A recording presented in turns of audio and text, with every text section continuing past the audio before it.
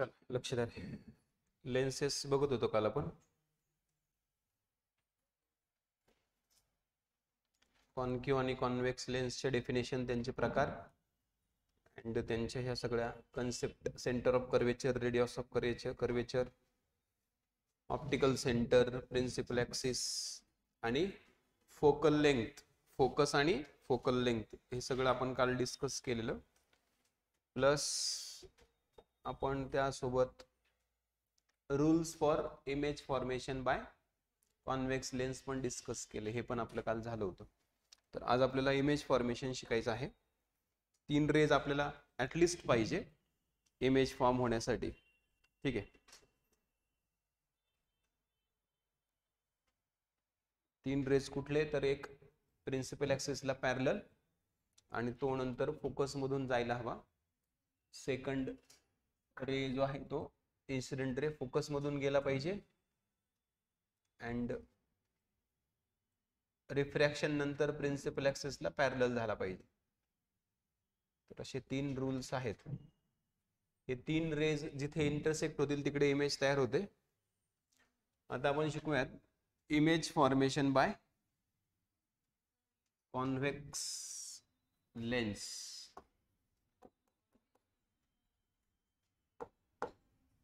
Image formation शिकायचं राहिलं आपलं आणखी. काल आपण फक्त नियम बघितले, काल रूल बघितले ना फक्त आपण. इमेज फॉर्मेशन शिकायचं आपल्याला आता. ठीक आहे, तर तेच आता जसं कॉन्केव्ह मिररला मी तुम्हाला सांगितलं होतं तसंच सेम आहे. नंतर माझं सगळं डायग्राम काढून एक्सप्लेन करून झाल्यानंतर तुम्ही तो टेबल चार्ट कंप्लीट करा. सोपं आहे, सगळं रिपीट आहे पुन्हा तेच, फक्त थोडेसे नावं बदललेले आहेत. चिन्ह ते C1 C2 आहे ना, त्यामुळे थोडी गडबड आहे. आणि C1 C2 मध्ये पण थोडासा चेंज आहे, तो पण मी तुम्हाला सांगतो आता. नीट ऐका, लक्षपूर्वक, व्यवस्थित. ठीक आहे, तर हा आहे आपला एक कॉन्व्हेक्स लेन्स आणि हे आहे आपलं प्रिन्सिपल ॲक्सिस. ठीक आहे, प्रिन्सिपल ॲक्सिस मध्ये याला आपण इन्फिनिटी म्हणूयात.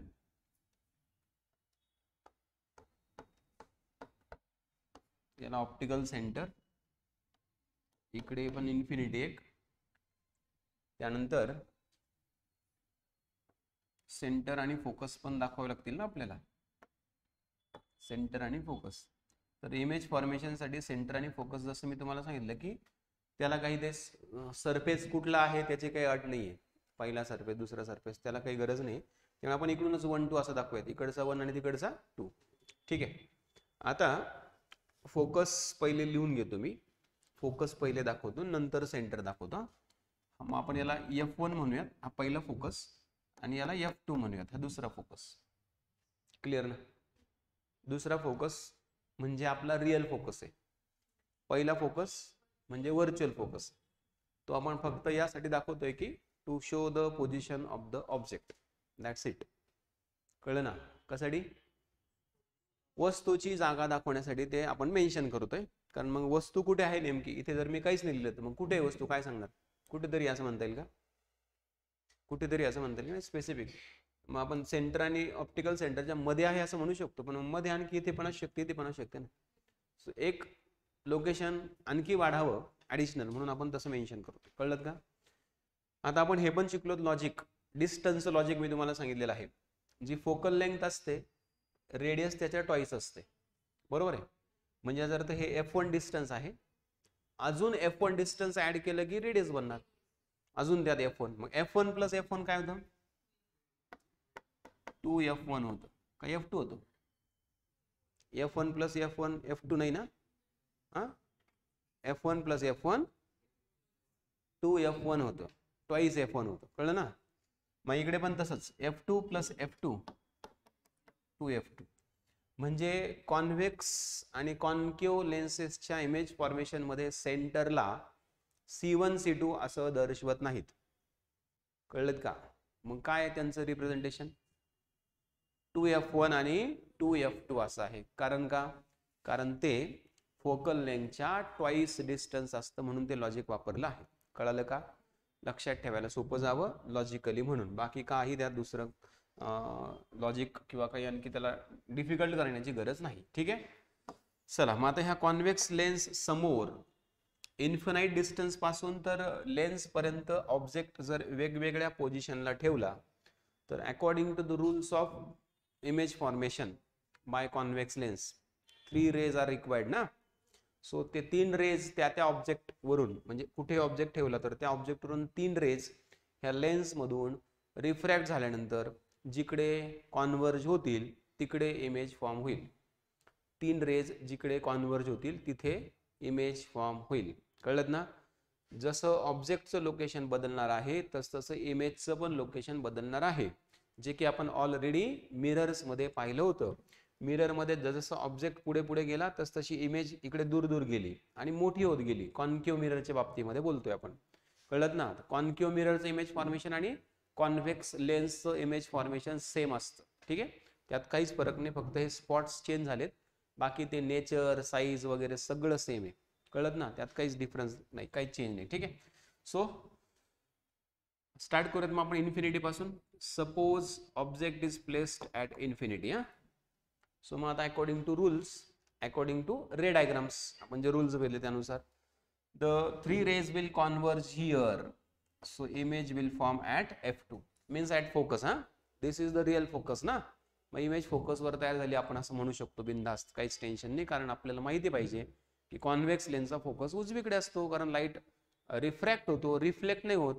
रिफ्लेक्ट झाला असता तर मग हा रिअल फोकस असता. रिफ्लेक्ट नाही होतो, रिफ्रॅक्ट होतो, म्हणून फोकस तिकडेच आहे. कळलेत का. पहिला मुद्दा क्लिअर झाला. Location of the object infinity, location of the object infinity, location of the image focus at focus, किंवा तुम्ही आणखी ॲडिशनल ब्रॅकेट मध्ये लिहू शकता F2 असं लिहू शकता तुम्ही. Size of the image is highly diminished, highly diminished. आणि nature of the image is real and inverted. नेचर काय, रिअल आणि इन्व्हर्टेड. हे रिअल आणि इन्व्हर्टेड इमेज आहे. क्लिअर का. क्लिअर झालं. जाऊ पुढे. Now will move that object slightly towards the lens, means will put that object in between infinity and 2F1. आता आपण ऑब्जेक्ट इन्फिनिटी आणि 2F1 च्या मध्ये ठेवलाय. ठीक आहे. Now again according to the rules of image formation by convex lens 3 rays must converge from the convex lens, आणि जिथे ते कॉन्व्हर्ज होतील तिकडे इमेज फॉर्म होईल. सो ह्या 2 नंबरच्या ऑब्जेक्टची इमेज फॉर्म होईल F2 आणि 2F2 च्या मध्ये. कळलं. F2 आणि 2F2 च्या मध्ये. Image size will B small, image size will B small and nature is same, real आणि इन्व्हर्टेड. इमेज छोटी असेल ॲज कम्पेअर टू ऑब्जेक्ट आणि नेचर तेच असेल, कुठलं, रिअल आणि इन्व्हर्टेड. कळलंय. सेम आहे ते. नेचर तर सगळ्यांसाठी कॉमन असेल ऑलमोस्ट. ठीक आहे. Now will put the object at 2F1 that means at centre. सेंटरवर ठेवलाय समजा आपण ऑब्जेक्ट आता 2F1 वर. So its image will form at 2F2 that means centre itself, नाही का. Size will be same, size will be same आणि nature तेच, काय, रिअल आणि इन्व्हर्टेड. प्रिन्सिपल ऍक्सिसच्या खाली इमेज तयार झाली तर इन्व्हर्टेड असते आणि इन्व्हर्टेड इमेज नेहमी रिअल असते. ठीक आहे. चला पुढे जाऊयात. Now will put the object in between 2F1 and F1. 2F1 आणि F1 च्या मध्ये वस्तू ठेवूयात. मग आता इथे रे डायग्रामच्या रूल नुसार याच्यावरचे रेज यातून रिफ्रॅक्ट होऊन या ठिकाणी कॉन्व्हर्ज होतील. सो इथे इमेज फॉर्म होईल त्याची. So image will form in between 2F1 and infinity और बियॉन्ड 2F2 असं पण म्हणू शकतो आपण. बियॉन्ड 2F2 असं पण म्हणू शकतो. Size of the image will be large because image is larger than the object. वस्तूपेक्षा मोठी झाली इमेज आता, म्हणून तिला लार्जर म्हणायचं, लार्ज म्हणायचं, मॅग्निफाईड म्हणायचं. काय म्हणायचं, मॅग्निफाईड. ठीक आहे. Now will put the object at F1 means at focus, this virtual focus. It's image will form at infinity. Image कुठे फॉर्म होईल, इन्फिनिटीला फॉर्म होईल. कळले ना. Size will B highly magnified, enlarged, म्हणजे ऑब्जेक्टच्या कंपॅरिझन मध्ये खूप मोठी इमेज फॉर्म झाली, तिला एनलार्ज हायली मॅग्निफाईड इमेज म्हणायचं. नेचर तेच, कुठलं, रिअल आणि इन्व्हर्टेड. समजलंय का. म्हणजे बघा, इन्फिनिटी पासून ऑब्जेक्ट फोकस पर्यंत आलाय, इन्फिनिटी पासून ऑब्जेक्ट फोकस पर्यंत आलाय. इमेज फोकस पासून इन्फिनिटी पर्यंत गेली आहे आणि एनलार्ज होत गेली आहे. मॅग्निफाय होत गेली आहे, लक्षात ठेवा. पहिले मॅग्निफिकेशन 0 होतं, नंतर लेस दॅन 1 होतं, नंतर 1 होतं, नंतर मोर दॅन 1 होतं. समजलं का? मॅग्निफिकेशन पण शिकायचं ना आपल्याला पुढे, कळलंय? Now will put the object in between F1 and optical centre. आता आपण ऑब्जेक्ट काय करूयात, F1 आणि ऑप्टिकल सेंटरच्या मध्ये ठेवूयात. मीन्स कुठे पण anywhere in between F1 and optical centre. याच्यामध्ये कुठे, इथे कुठल्याही पॉइंटवर ठेवू शकतो, अगदी लेन्सला चिकटून पण ठेवू शकतो, कळलंय? त्याची इमेज जी आहे ती ऑलवेज बिहाइंड द ऑब्जेक्टच फॉर्म होणार, हे लक्षात ठेवा. ऑलवेज बिहाइंड, म्हणजे मी जर ऑब्जेक्ट इथे ठेवला ना मित्रांनो, इथे, तर इमेज मे बी फोकसच्या पाठीमागे पण जाऊ शकते.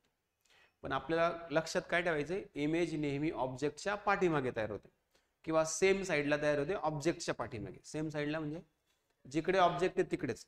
मग ऑब्जेक्टच्या पाठीमागे जरी म्हटलं तरी सेमच साईड होते ना, कारण आपल्याला हे पण माहिती आहे की ऑब्जेक्ट ऑलवेज कुठे असतो, लेफ्ट साईडलाच असतो. ऑब्जेक्टच्या साईडला म्हणजे लेफ्ट साईडलाच इमेज फॉर्म झाली असं त्याचा अर्थ होतो. ठीक आहे. So its image will form here, size will be large image ऑब्जेक्टच्या कंपॅरिझन मध्ये, कळलं ना? आणि nature will be virtual and erect किंवा व्हर्च्युअल अँड अपराईट. एकच इमेज आहे जी व्हर्च्युअल, एकच म्हणजे ऑब्जेक्ट जरी असेल तर सगळे इमेज व्हर्च्युअल आणि अपराईटच तयार होईल. कुठे असेल ऑब्जेक्ट, तर फोकस आणि ऑप्टिकल सेंटरच्या मध्ये असेल तर. क्लिअर झालं का? चला घ्या पटकन लिहून, टेबल तुम्ही तयार करून घ्या.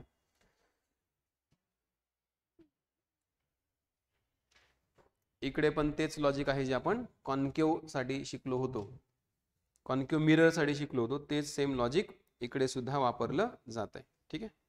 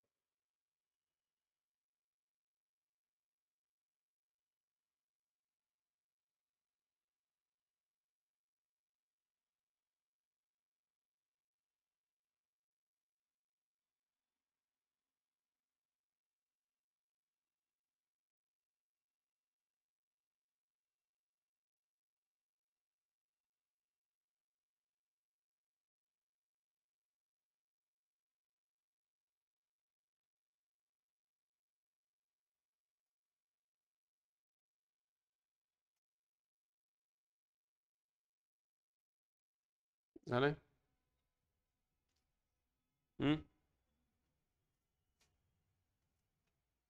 ही आहे याची इमेज.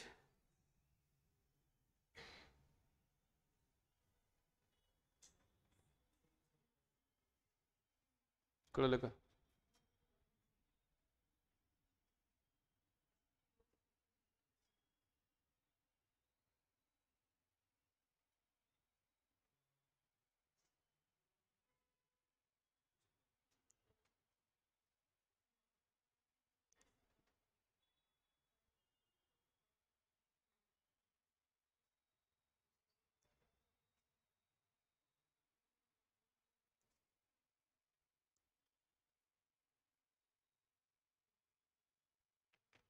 समजले ना? यात फक्त इन्फिनिटीचा ऑब्जेक्ट नाहीये, त्यामुळे इन्फिनिटीवरची इमेज पण नाहीये, बाकी सगळे आहेत.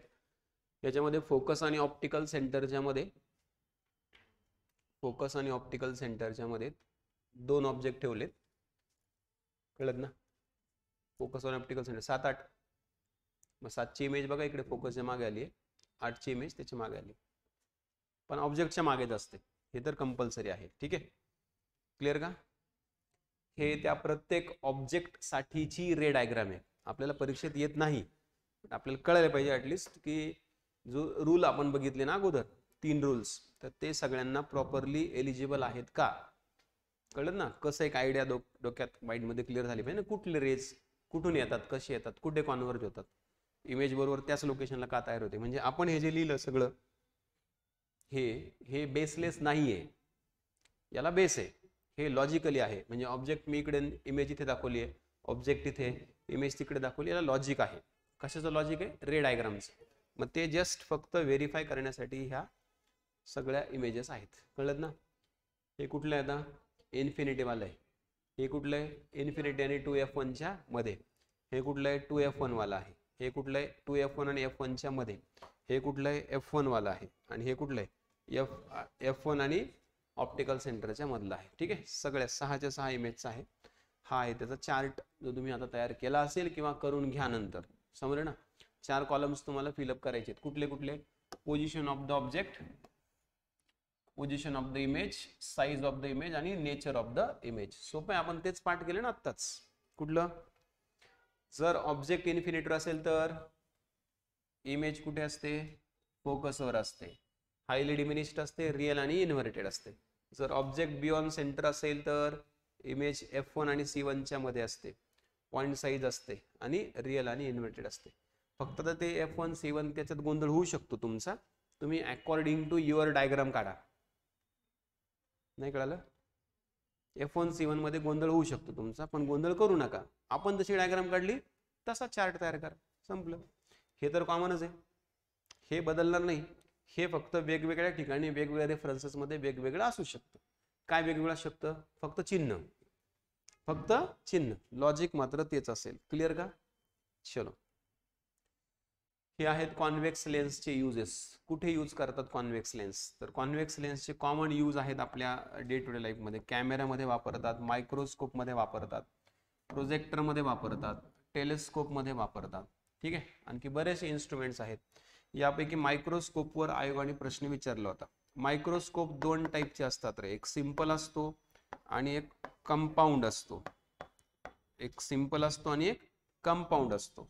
एक साधा सूक्ष्मदर्शक असतो आणि एक संयुक्त सूक्ष्मदर्शक असतो. दोघांमध्ये फरक काय? सिंपल मायक्रोस्कोप जो असतो याच्यामध्ये एकच लेन्स यूज केली जाते, एकच भिंग वापरलं जातं. कंपाऊंड मायक्रोस्कोप जो आहे त्याच्यामध्ये 2 लेन्स यूज केले जातात, 2 भिंग वापरले जातात.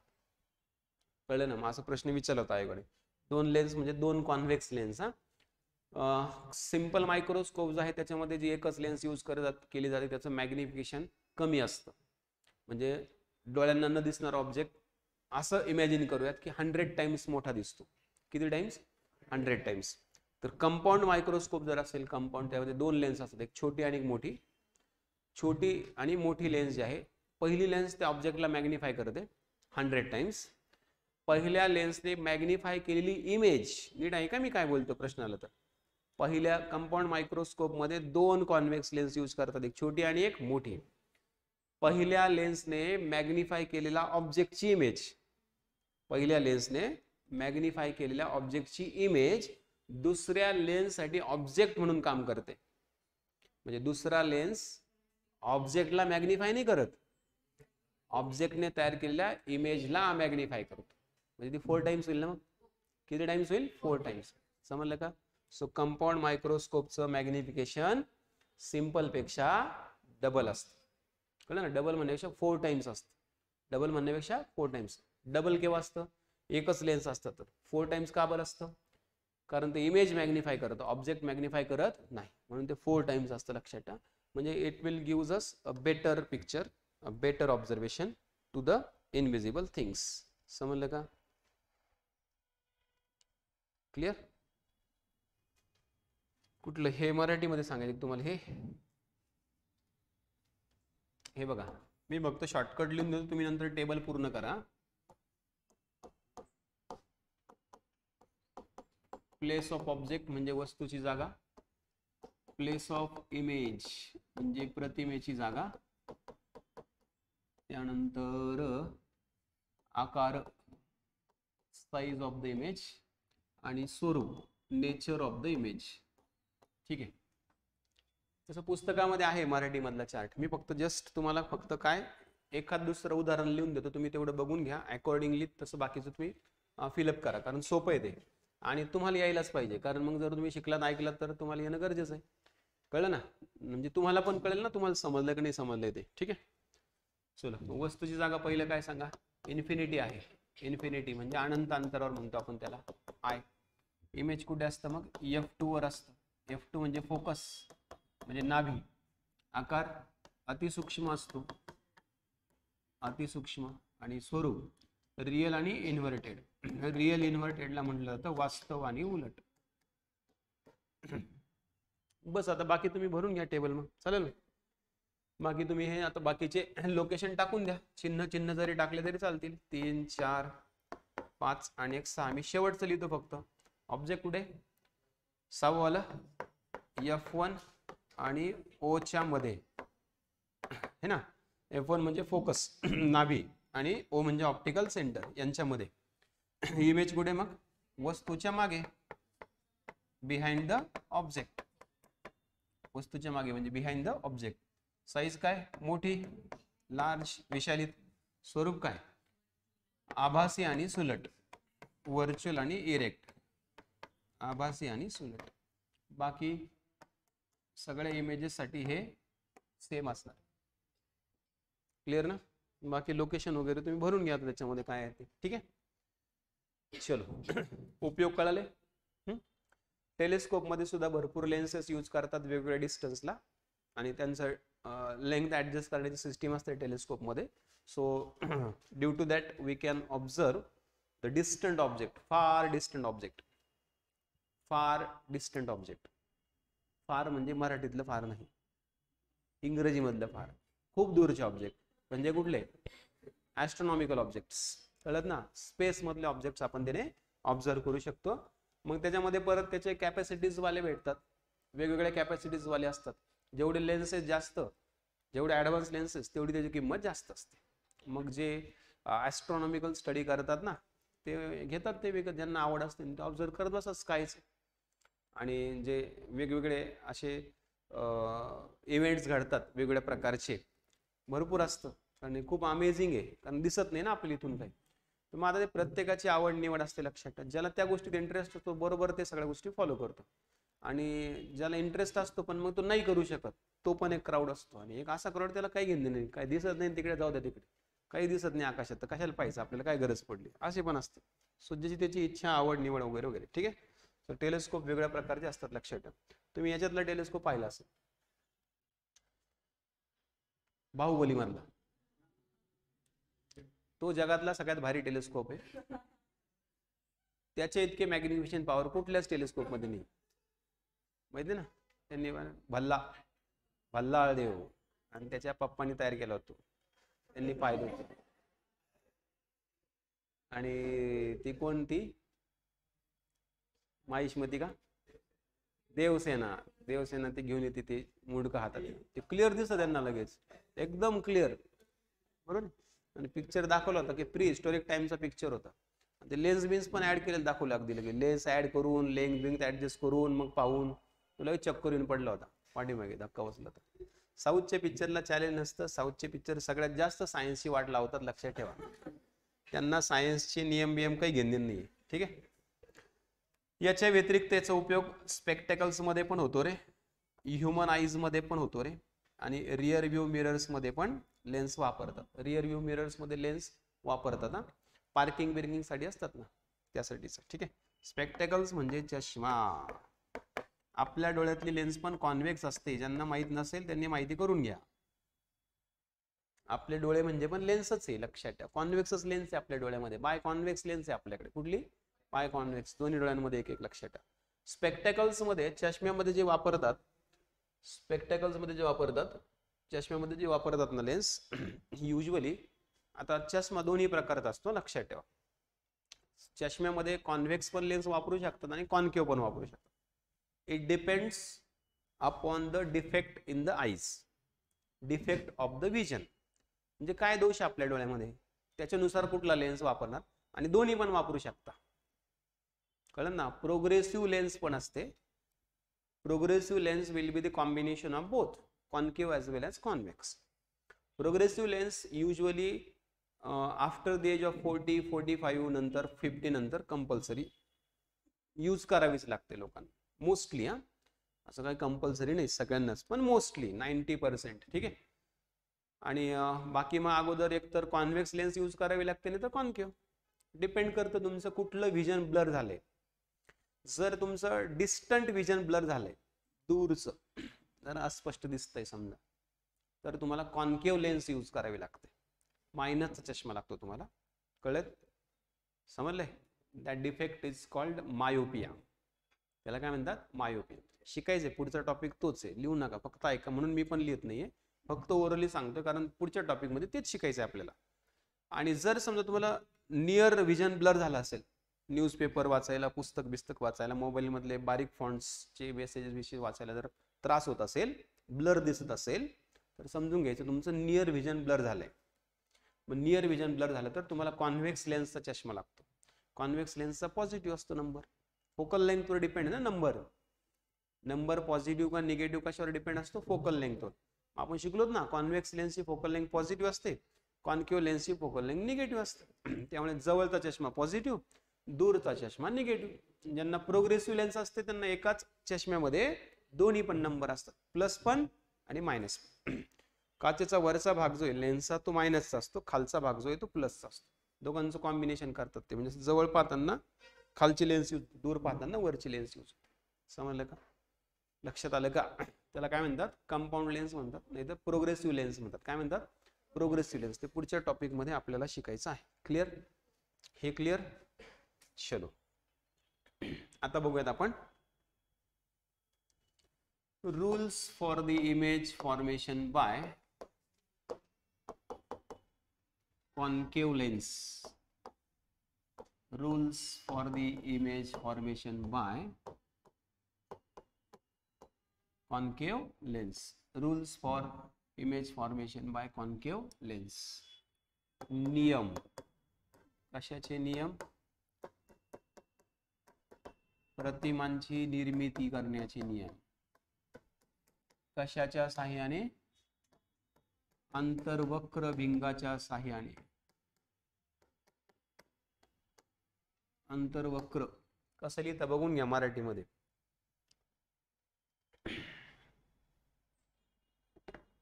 रफार कुठे द्याव तोच कळत नाही बऱ्याच जणांना, नाही का? रफार कुठे द्यावा तोच कळत नाही वरचा, बरोबर ना? मग त्याला काय करायचं? थोडस असं स्ट्रेच करून वाचायचं. काय करून वाचायचं? स्ट्रेच करून वाचायचं. अंतर. काय? अंतर. कळत ना? मग ज्या अक्षरानंतर र येईल ना, ज्या अक्षरानंतर र येईल, बस त्या अक्षरावर रफार असतो. म्हणजे अंत नंतर र आलं ना, म्हणजे तच्या पुढचे जे अक्षर असेल त्याच्यावर रफार असतो. कळलं का? कसं वाचायचं? स्ट्रेच करून वाचायचं त्याला. बऱ्याच जणांना ते आशीर्वादचं पण कळत नाही, रफार आशीर्वाद करून ठेवते त्याला. सांगितलं मी तुम्हाला लॉजिक. आशीर्वाद म्हणजे कशावर येईल? मग तो व वर येईल. संपलं विषय. समजलं का? आलं की लक्षात? रफार कुठे द्यायचं कळलं ना? यस. फिजिक्स डिफिकल्ट म्हणून तर शास्त्रज्ञ फेमस आहे ना फिजिक्सचे, मग डिफिकल्ट आहे म्हणून. ठीक आहे. याचे पण 3 रूल्स आहेत. डायरेक्ट डायग्राम मध्ये सांगतो म्हणजे समजायला सोपं जाईल तुम्हाला, है ना? डायग्राम काढण्याविषयी लक्ष द्या. हे नाही पाठ केलं तर चालतील, फक्त समजून घ्या काय होतंय नेमकं. म्हणजे समजून घ्यायच्यासाठी तुम्ही पाठ नाही केलेत, पण तुम्ही ऐकले लक्षपूर्वक, इमॅजिन करता येईल ना. Photographic memory. Photographic memory statement आलंच जर परीक्षेत चुकून प्रश्न, तुम्ही ऐकलं असेल प्रॉपर एकदम लक्षपूर्वक. हा स्टेटमेंट, हा असं सांगतंय स्टेटमेंट काहीतरी, हा दिस इज करेक्ट, हे करेक्ट असू शकतं, असं करता येईल ना तुम्हाला. पाठ नाही तुम्हाला, प्रत्येकच गोष्ट पाठ नसतं करत आणि शक्य पण नाही ते. बऱ्याच गोष्टी अशा फोटोग्राफिक मेमरी टाईप, बऱ्याच गोष्टी लॉजिकल टाईप, कळत ना, लक्षात ठेवायच्या. बऱ्याच गोष्टी ट्रिक टाईप लक्षात ठेवायच्या. बऱ्याच गोष्टी कम्पेअर करून लक्षात ठेवायच्या. समजलं का? अभ्यासाच्या वेगवेगळ्या स्ट्रॅटेजी असतात, अभ्यास करण्याच्या पद्धती वेगळ्या असतात. एकच ट्रेडिशनल वेने अभ्यास करत नसतात. अभ्यास करणं म्हणजे ओझं वाहण्याचं काम नाहीये. अभ्यास करणं म्हणजे गड्डे खोदण्याचं काम नाहीये. कळत ना? अभ्यास करणं हे एक एक्स्ट्रा ऑर्डिनरी माइंडचं सिस्टमॅटिक वर्क आहे, आणि ते पण स्मार्टली झालं पाहिजे. कळत ना? स्मार्टली, म्हणजे एकदम कमी वेळेत जास्तीत जास्त आउटपुट भेटलं पाहिजे. लक्षात ठेवा. Without taking load, burden. कळलं ना? टेन्शनमध्ये खूप अभ्यास करायचा, खूप बर्डनमध्ये, टेन्शनमध्ये चेहरा 24 तास 24/7 चेहऱ्यावर क्वेश्चन मार्क. कळलं ना? दुःखी माणूस, दुःखी मनाचा माणूस, दुःखी चेहऱ्याचा माणूस आउटपुट नाही देऊ शकत तेवढं. तो सिरियस आहे, माहिती आहे. त्याला गांभीर्य आहे, कळत ना. पण आउटपुट नाही मिळणार ना, कारण का that is not his or her whole hearted performance. तो त्याचा सर्वस्व किंवा त्याच्या 100% नाही देत आहे. तो त्याच्या मनात कुठेतरी भीती आहे, बॅक ऑफ द माइंड काहीतरी विचार चालू आहे त्याच्या, आणि 100% त्याचा ब्रेन युजच होत नाही. सो फॉर दॅट एकदम फ्री माइंडने अभ्यास केला पाहिजे, हसत खेळत अभ्यास केला पाहिजे, रिलॅक्स माइंडने जास्तीत जास्त इन्व्हॉल्व झालं पाहिजे अभ्यासामध्ये. इन्व्हॉल्व, कळत ना. तुम्ही एखाद्या गोष्टीशी जेवढं समरस व्हाल, जेवढं इन्व्हॉल्व व्हाल, जेवढं अटॅच्ड व्हाल तेवढ्या गोष्टीची, तेवढा अभ्यास सोपा जात असतो. जगात काहीच अवघड नाहीये. अवघड हा शब्द फक्त आणि फक्त डिक्शनरीतच आहे. ज्याने तो आपल्या डिक्शनरीतून काढून टाकला त्याचे सगळे प्रॉब्लेम सॉल्व. पॉझिटिव्हिटी डेव्हलप करणं आपलं काम असतं. निगेटिव्हिटी जर आपल्यावर डॉमिनेटिंग व्हायला लागली, हावी व्हायला लागली, ऑटोमॅटिकली आपलं पॉझिटिव्ह इंटेंट जो आहे तो कमी कमी होत जातो आणि आपल्याला सगळ्याच गोष्टी नकारात्मक वाटायला लागतात. सगळ्याच, प्रत्येक गोष्टीत आपल्याकडे नकारात्मकताच येते, निगेटिव्हिटी येते आणि आपल्याला भीती वाटायला लागते प्रत्येक गोष्टीची. अल्टिमेटली आपला कॉन्फिडन्स 0 झालेला असतो आणि शून्य कॉन्फिडन्स वाला व्यक्ती काहीच करू शकत नाही. स्वामी विवेकानंदांनी सांगितलंय की तुमचा कॉन्फिडन्स वाढवा, आत्मविश्वास वाढवा. आत्मविश्वासासारखं हत्यार, शस्त्र, वेपन दुसरं कुठलंच नाहीये. आत्मविश्वासाने तुम्ही पाहिजे ते मिळवू शकता.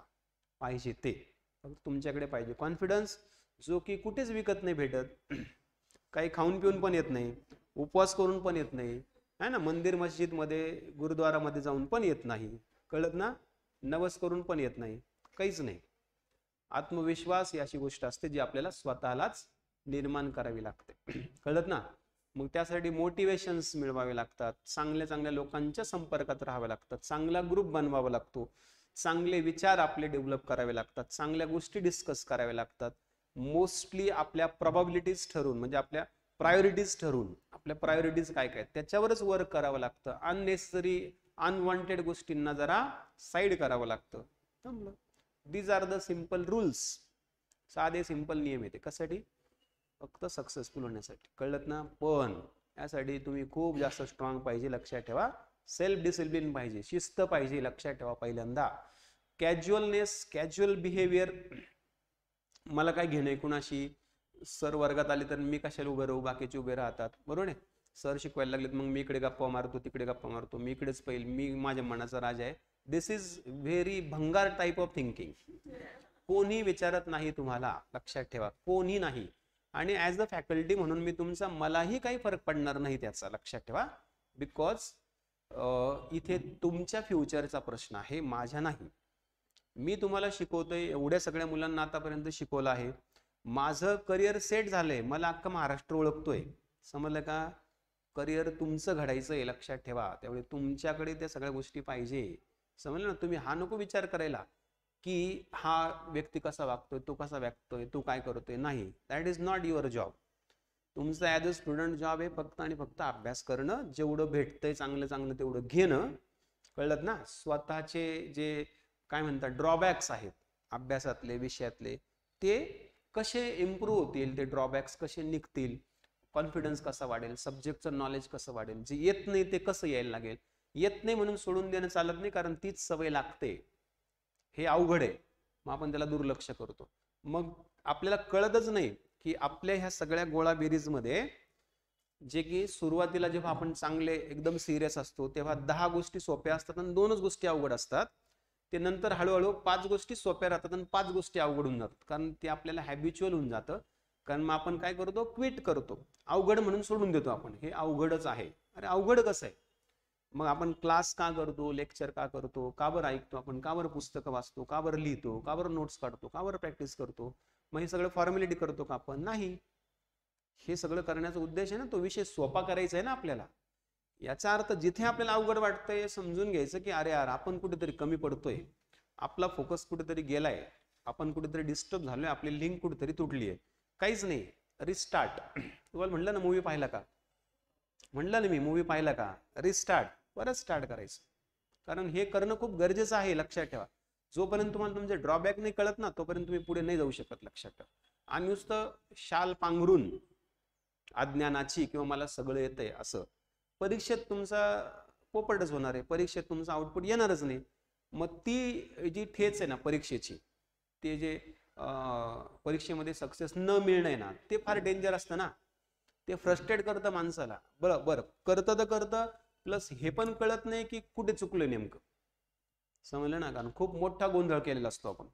सो बेटर वे, आतापासूनच तिथपर्यंत जात असतानाच बऱ्याच गोष्टी स्वतः इम्प्रूव्ह केलेल्या बेटर. सो ऐन वेळेस जरी अपयश आलं तरी हा कॉन्फिडन्स राहतो, अरे नाही माझं एवढंच चुकलंय फक्त. येतं लक्षात, 2 4 5 मार्क कमी पडले तर कळतं ना. पण जर कट ऑफ जर समजा राज्यसेवा प्रीचा 110 लागला ना, आपल्याला 50च पडले, so this is too much gap ना. हे खूप विस्कळीतपणा आहे, याला काहीच लॉजिक नाही, लक्षात ठेवा. समजलं ना. किंवा कंबाईनचा कट ऑफ जर 50 लागला ना, आपल्याला 25 मार्क पडले, तर हे खूप विचित्रपणा आहे हा.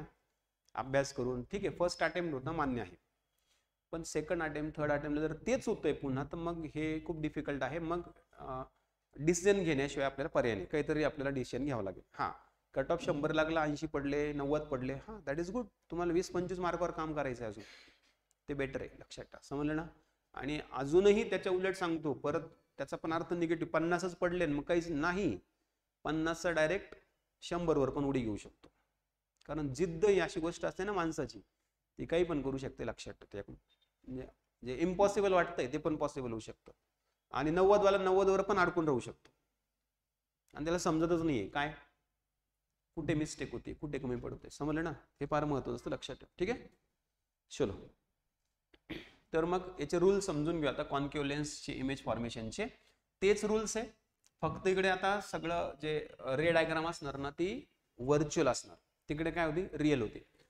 अ ray parallel to the principal axis when incident on concave lens, म्हणजे मुख्य अक्षाला समांतर एक प्रकाश किरण पडलाय. आता कळलंय, तो लेन्सवर पडल्यानंतर डायव्हर्ज होणार आहे, स्कॅटर होणार आहे. स्कॅटर्ड रे आपल्याला इमेज नाही देऊ शकत, कळत ना. मग आपल्याला काय करावं लागणार, आपल्याला त्याला एक्सटेंड करावं लागणार, मग त्याचं ओरिजिन आपल्याला मिळणार. समजलं ना.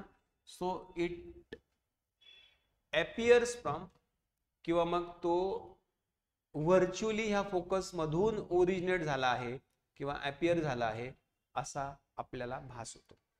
अपियर म्हणजे भास होणे, अपियर्स म्हणजे काय, भास होणे. After refraction from the concave lens, after refraction from the concave lens, the ray appears to diverge from the principal focus. म्हणजे हा कुठून डायव्हर्ज झालाय, असा अपियर होतोय फोकस, फोकस मधून येऊन डायव्हर्ज झालाय, असा पॅरलल येऊन डायव्हर्ज झाला नाही. क्लिअर का. हा झाला पहिला नियम. दुसरा, हा नॉन पॅरलल रे आहे, appears to going towards the focus, नाही का, फोकस कडे चाललाय दुसऱ्या बाजूला. After refraction from concave lens, concave lens वरून रिफ्रॅक्शन झाल्यानंतर, will emerge parallel to the principal axis. तो काय झालाय, प्रिन्सिपल ऍक्सिसला पॅरलल झालाय ऍक्च्युली, बट तो कुठे जाताना दिसतोय, फोकस कडे. After refraction from concave lens will emerge parallel to the principal axis, त्याची डिरेक्शन फोकस कडे, पण तो रिफ्रॅक्शन नंतर पॅरलल झाला. जो पॅरलल होता तो डायव्हर्ज झाला, जो नॉन पॅरलल होता तो पॅरलल झाला, किंवा जो पॅरलल होता तो नॉन पॅरलल झाला, आणि जो नॉन पॅरलल होता तो पॅरलल. तिकडे पण हेच होतं ना, कॉन्व्हेक्सला पण हेच होतं ना, सोपं आहे. आणि तिसरा तर कॉमन आहे रे, कुठला, रे passing through the optical centre will go straight without change in direction or without any deviation. After refraction from concave lens will emerge without any deviation. Emerge म्हणजे बाहेर येणे, emerge म्हणजे काय, बाहेर. समजले का, रूल्स कळालेत का. म्हणून मी तुम्हाला आत्ताच सांगितलं होतं की फक्त ऐका, ठीक आहे. मराठीतच आहे ना, पण याच्यातले जास्त टर्म्स इंग्लिश मध्ये आहेत. मराठीचे क्लास, पण याच्या टर्म्स जास्त इंग्लिश मध्ये आहेत, ठीक आहे. म्हणजे आता याला आपण असं म्हणू शकतो की हा एक प्रकाश किरण ह्या प्रकाशीय अक्षाला किंवा मुख्य अक्षाला समांतर आहे, तो दुसऱ्या बाजूला असमांतर झालाय, असे मराठी शब्द तुम्ही लक्षात ठेवू शकता. हा ह्या प्रकाशीय अक्षाला असमांतर आहे, परंतु तो दुसऱ्या बाजूला समांतर झालाय. आणि तिसरा, हा प्रकाश किरण ऑप्टिकल सेंटर मधून गेलाय तो सरळ गेलाय. ठीक आहे, म्हणजे इंग्लिश मध्ये जरी असतील तरी त्याला तुम्ही प्रॉपर एक एक दोन दोन शब्द फक्त मराठीतले लक्षात ठेवा, बाकी काही टेन्शन घेऊ नका. ठीक आहे, चलो आलं लक्षात. इमेज फॉर्मेशन बघूया आता याचं, कुणाचं, कॉन्केवचं. Image formation by concave lens. प्रतिमांची निर्मिती खूप सोपी आहे कॉन्केव लेन्सची, कॉन्व्हेक्स मिरर सारखी आहे. प्रतिमांची निर्मिती कोणासाठी, अंतर्वक्र भिंगासाठी. आता अगोदरचे रूल पाहिले आपण, नियम पाहिले. ठीक आहे, सो हा आहे आपला आता एक कॉन्केव लेन्स.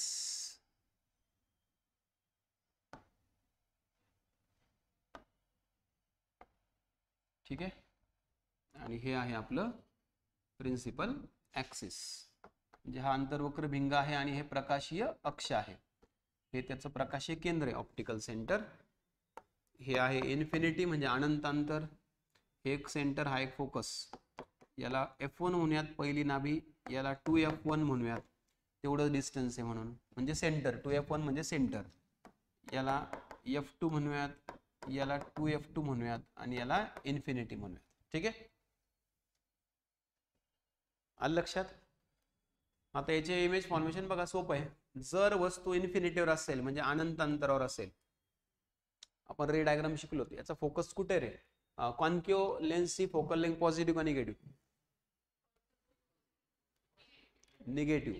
निगेटिव्ह म्हणजे याचा फोकस कुठे असतं, लेफ्ट साइडलाच असतो. याचा अर्थ याची इमेज लेफ्ट साइडलाच तयार होईल. कळलं ना, कुठे तयार होईल, लेफ्ट साइडला, कारण याचा फोकस हाच आहे. कळलं. सो ह्या ऑब्जेक्टची इमेज इथे तयार होते, फोकस सेम साइडला. इमेज फोकसवर म्हटलं की सेम साइडला, कारण का कॉन्केव लेन्सचा फोकस त्याच साइडला असतो, लेफ्ट साइडलाच असतो. फोकसवर इमेज म्हटलं तरी संपलं कार्यक्रम. कुठे इमेज मग त्याची, फोकसवर. फोकस कुठे त्याचा, लेफ्ट साइडलाच आहे. कुठे आहे, लेफ्ट साइडला. क्लिअर झालं. साईज, आकार अतिशय सूक्ष्म, हायली डिमिनिश्ड, हायली डिमिनिश्ड. त्यानंतर नेचर त्याचं व्हर्च्युअल आणि इरेक्ट, आभासी आणि सुलट. याच्यावरती इमेज तयार झाली की आभासी सुलट असते, व्हर्च्युअल आणि इरेक्ट असते. ठीक आहे, आता नीट ऐका, लक्षपूर्वक व्यवस्थित ऐका. आता now object is placed in between infinity and optical centre 2, 3, 4, 5 and 6. वस्तू आता अनंत अंतरापासून तर प्रकाशीय केंद्रापर्यंत कुठेही ठेवली आहे, कुठे पण ठेवू द्या. या सगळ्या ऑब्जेक्टची इमेज बघा कुठे तयार होते. 2, 3, 4, 5 आणि 6. 2, 3, 4, 5 आणि 6. Image will form in between focus and optical centre. प्रतिमा कुठे तयार झाल्या, नाभी बिंदू आणि प्रकाशीय केंद्राच्या मध्ये. कळत ना, इमेजचं लोकेशन एकच ना, साईज पण सगळ्यांची एकच, स्मॉलच. एक पण इमेज लार्ज नाही झाली ऑब्जेक्ट पेक्षा, आणि नेचर पण सगळ्यांचं सेमच. काय, व्हर्च्युअल आणि इरेक्ट. सगळ्या प्रतिमा आभासी आणि सुलट असतात, सगळ्या प्रतिमा आभासी आणि सुलट असतात. क्लिअर, ओके, समजलं का. हे सोपं आहे ना. करू चेंज, क्लिअर. ही ती इमेज आहे बघा, फक्त त्याच्यात इन्फिनिटीची इमेज नाहीये, इथला ऑब्जेक्ट नाही याच्यामध्ये. इथला ऑब्जेक्ट जर असतात मग इमेज इथे असते एक, बस, दॅट्स इट. बाकी सगळं सेम आहे, आपण जसं सांगितलं तसंच. क्लिअर. हा याचा टेबल. वस्तू कुठे, अनंत अंतरावर, इन्फिनिटी म्हणजे अनंत अंतरावर. इमेज कुठे, फोकसवर, F1 वर, नाभीवर. कशी, पॉइंट साइज, हायली डिमिनिश्ड म्हणजे अति सूक्ष्म. व्हर्च्युअल आणि इरेक्ट. व्हर्च्युअल इरेक्ट म्हणजे आभासी आणि सुलट, आभासी आणि सुलट. ठीक आहे. ऑब्जेक्ट कुठे, between infinity and optical centre, म्हणजे I आणि O च्या मध्ये. ठीक आहे. इमेज कुठे, F1 आणि O च्या मध्ये. F1 आणि O च्या, O म्हणजे ऑप्टिकल सेंटर. डिमिनिश्ड म्हणजे स्मॉल. म्हणजे लहान, आणि नेचर तेच व्हर्च्युअल आणि इरेक्ट, आभासी आणि सुलट. हे बघा, हे इन्फिनिटिव्ह वरच्या ऑब्जेक्टची इमेज आहे, रे डायग्राम, आणि ही याच्यामधल्या कुठल्यांसाठी पण रे डायग्राम इकडेच आहे. क्लिअर का? Any object. क्लिअर? समजलंय? सोपा आहे एकदम. याचा उपयोग फक्त आणि फक्त कॉन्क्युलेन्स स्पेक्टॅकल्स मध्ये वापरतात. कुठे रे? Short sightedness. कुठे? शॉर्ट साइटेडनेस, शॉर्ट साइट साठी. म्हणजे कॉन्क्युलेन्स दूरचं जर दिसत नसेल तर, म्हणजे काय, मायोपियासाठी वापरतात. मायोपिक आईज निकट दृष्टीसाठी वापरतात. आणि कॉन्व्हेक्स हायपरमेट्रोपिया. हायपरमेट्रोपिया म्हणजे जवळचा स्पष्ट दिसत असेल तर. हायपरमेट्रोपिया म्हणजे दूरचा स्पष्ट आहे, दूरचं स्पष्ट आहे. आणि मायोपिया म्हणजे जवळचं स्पष्ट आहे, दूरचं स्पष्ट आहे. म्हणजे डोळ्यांचे दोन दोष आहेत ना रे, मायोपिया आणि हायपरमेट्रोपिया. हे नाव म्हणजे डिफेक्ट नाही, लक्षात ठेवा. डिफेक्ट ह्या नावांच्या अपोजिट असतो. नाही कळलं? याला निकट दृष्टिता म्हणतात, त्याला दूरदृष्टिता म्हणतात मराठीमध्ये. मग निकट दृष्टिता डोळ्यांचा आजार आहे, म्हणजे त्याला निकटचं स्पष्ट दिसतंय रे. आणि दूरदृष्टीचा आजार आहे म्हणजे त्याला दूरचं स्पष्ट दिसतंय. अलग लक्षात. आता हे नाव म्हणजे डोळ्यातला दोष नाहीये, डोळ्यातला दोष त्याच्या विरुद्ध आहे. म्हणजे ज्याला मायोपिया आहे, निकट दृष्टीता, याचा अर्थ काय, निकट दृष्टीता आहे म्हणजे निकटची दृष्टी चांगली त्याची, दूरची दृष्टी ब्लर आहे त्याची. कळलं? आणि ज्याला दूरदृष्टीता आहे, दूरची दृष्टी चांगली त्याची, निकटची दृष्टी ब्लर आहे त्याची. समजलं का? पुढच्या टॉपिक मध्ये होईल ते आपल्याला. ठीक आहे, चलो, ओके. उद्या बघू आता बाकीचं.